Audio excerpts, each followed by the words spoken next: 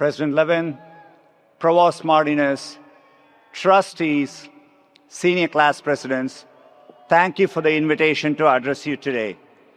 And to the distinguished class of 2026, congratulations.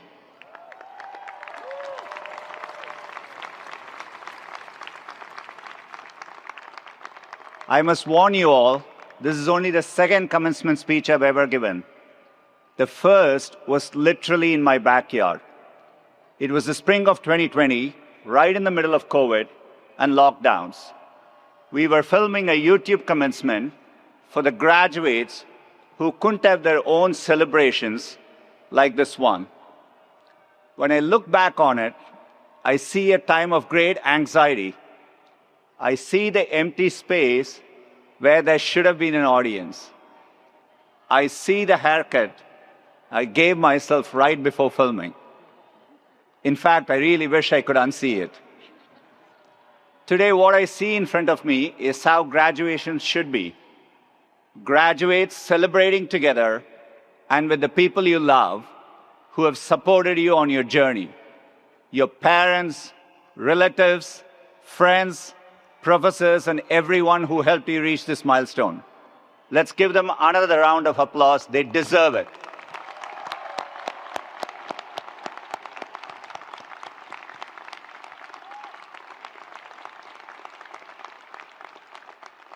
I know not everyone you care about could be here. Many of you came from other parts of the country and the world, as I had. And it's not always possible for families to travel. In fact, this is the first time my mom and dad are attending a graduation ceremony I'm a part of. So let me say a special thanks to them and to my entire family here with me.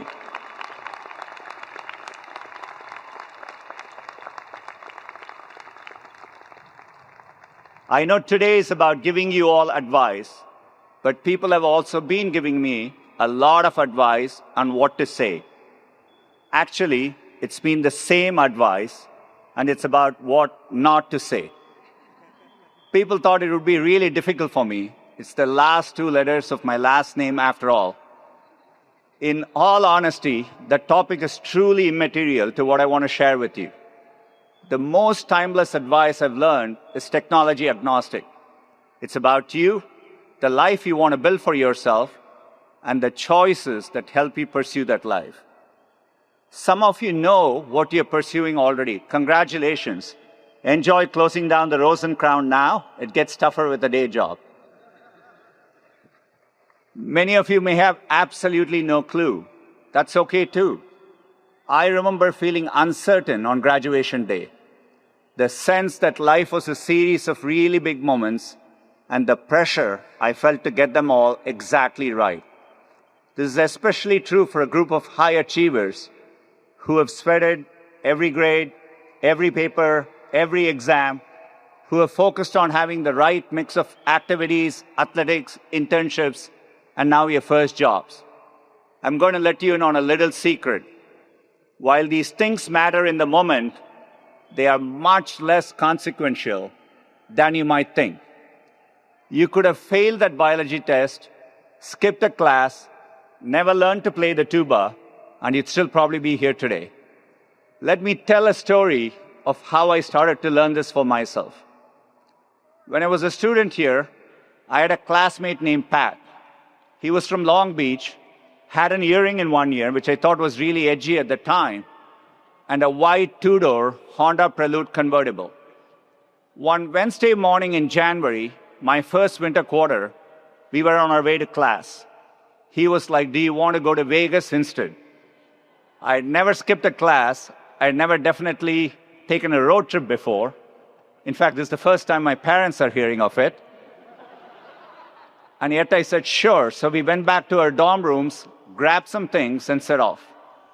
You have to cut through the mountains to get there. As we drove through them, it started to snow. I'd never seen snow before. I stuck my hand out to grab it. I couldn't believe the softness of the flurries. Pat stopped the car so I could get out. It was really beautiful, a moment I'll never forget. 9 hours from when we set out, we arrived in Vegas with the night lights on the horizon. I didn't know what to think. Pat taught me how to play blackjack. I started with $5 and did manage to win about 15 more, and was like, I'm out. We didn't have enough money to stay long, so the next day we started the drive back. No one seemed to notice that we had missed class. For the first time, I realized the world won't end if I relaxed a little. You're going to face a lot of moments in your life. Only a few of them are really important, and you need to get them right. Picking a partner, choosing whether to start a family, a bigger career pivot. Those decisions require time and intention. However, you will face many more moments in your life that only seem really big. Thousands of them, in fact. And very few of them are make or break. Your first job out of college, the city you move to next, whether to take that road trip. While those moments add texture to your journey, they rarely determine the course of your life. But if you're able to filter the signal through the noise, you can nudge your life in these moments into having the impact you want. So today I want to share 3 simple filters I've applied to my own life. 3 filters that have helped me get more moments right than wrong and took some of the pressure off. First, choose optimism. This might not ring true to you at this moment. The world is going through a lot. Global conflicts, economic anxiety, a rewiring of technology, information overload, all at a fast pace. It's easy to look at the news of the day and think that we are living in uniquely challenging times. For me, it's helpful to remember that each generation has faced hardship in their own way.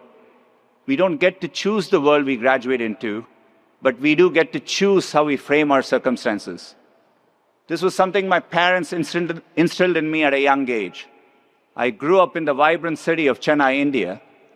It was a comfortable life for the most part, but in those early years we had some challenges. We worried about severe drought and whether the water trucks would arrive in time. And for us, technology came slowly. We had to wait years to get a telephone, a TV, a refrigerator. Each changed our lives in meaningful ways. My parents never let the constraints limit my imagination of what was possible. It's the reason I even let myself dream I could one day work in a faraway place called Silicon Valley. When the call from Stanford came, my father spent the equivalent of a year's salary to buy my ticket. It was my first time on a plane. When I landed in California, it wasn't exactly as I'd imagined. I remember that first drive down 280 coming from the airport with my host family. If you're not from here, California is advertised as being really lush and green. But when I looked out the window, it was more brown. I guess I said this out loud, I'm not sure why. My host, Mrs. Jane Earl, gently corrected me. We prefer to call it golden, she said. And that's exactly what I mean by choosing optimism. It's about reframing for the positive. Where I saw brown, she saw golden. This slight change of perspective had a huge ripple effect on how I thought about the world around me. Lush forestry wasn't all that was misadvertised, if I'm being honest. The ocean looks warm and inviting on the brochure. A Stanford professor even emailed me before I accepted and used the beautiful beaches as a selling point. So the first time I went to the beach in Santa Cruz, I ran fully into the water. It was not warm. I've since learned that the Atlantic can be warmer, which, by the way, is the only reason Stanford joining the ACC makes any sense at all. Despite the brown hills and the cold ocean, it seemed like almost everyone I encountered had a generally positive outlook on life. Maybe it's because you can wear shorts all year, I don't know. I found myself adopting this California optimism, and it helped me navigate one of my bigger pivots during my time at Stanford. I came here fully intending to get my PhD and to move into academics. Life had other plans, and I needed to get a job sooner. So I left my doctorate program, and Stanford was generous to offer me the chance to fulfill the requirements for a master's. I could have seen it as the end of a dream, but thanks to Mrs. Earl, I was able to see that particular brown hill as golden. In that moment, I chose optimism. The second filter is to gravitate towards working on hard things. I'd love to tell you I was an immediate success after leaving Stanford. I wasn't. Even a decade later, I felt like I wasn't on the right path and took me a while to find my footing. Until I applied to Google, I had my final interview there in 2004. It was April Fool's Day and the day Gmail launched. So when my interviewer asked me about it, I wasn't sure if it was a joke or a real product. That's because at the time, 1 gigabyte of free storage for everyone felt super ambitious and almost impossible.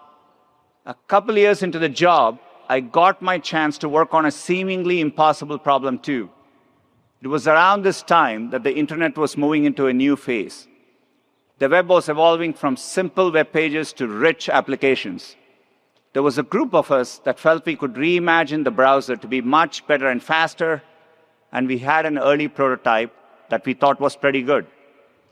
Internally, there was a consensus that building a browser would be incredibly difficult, requiring hundreds of engineers. We had a group of about 10. The consensus was right. It was going to be really hard. In some ways, we were naive, and it's good to be a bit irrational when you approach new things.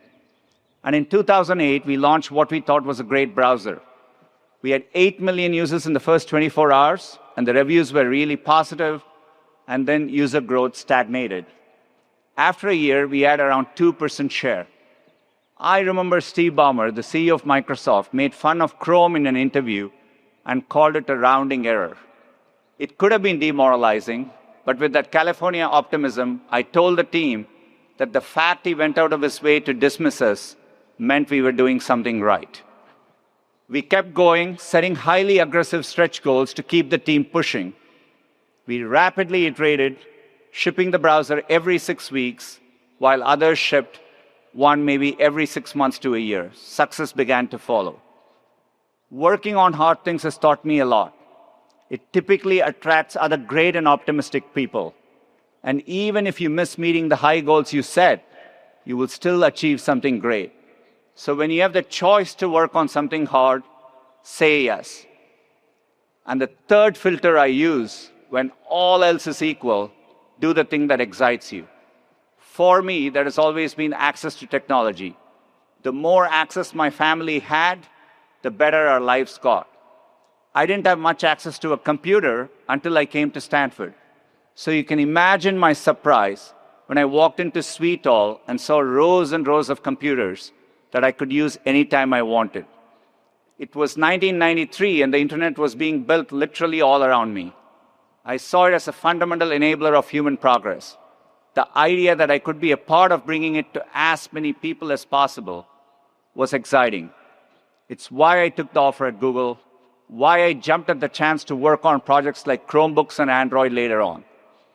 Several years ago, I remember meeting a group of women in rural India using Android smartphones for the first time to learn new trades, to speak with loved ones far away. And I remember visiting a classroom in Pittsburgh and seeing students from different backgrounds learning through the products I helped to build. Seeing computing change people's lives as it had changed mine was the most exciting thing in the world to me. So as you look at your own path, don't focus on the thing your parents want you to do, or the thing all your friends are doing, or that society expects of you. Instead, think about the things that keep you chatting excitedly with your roommate late into the night, and go do those things. Class of 2026, I genuinely believe you're the most capable class in history, at least until next year's class. That's how progress works. You have thousands of moments ahead of you. The important thing isn't to get them all right, it's to find a way to keep moving forward. Sometimes we end up somewhere wonderful, like a beautiful snow-capped mountain. Other times we end up in, Vegas. Both are a gift. You already have the California optimism to see life's golden hills and a Stanford diploma proving you can do hard things. Now go out and set your heart ablaze. Congratulations.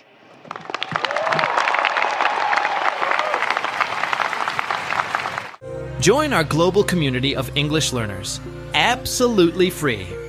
Download video transcripts, listen offline, start our beginner course, and join live classes with certified teachers. Access over 1,000 resources to improve your English faster. Everything's in one place. community.englishspeeches.ca. Let's speak English together.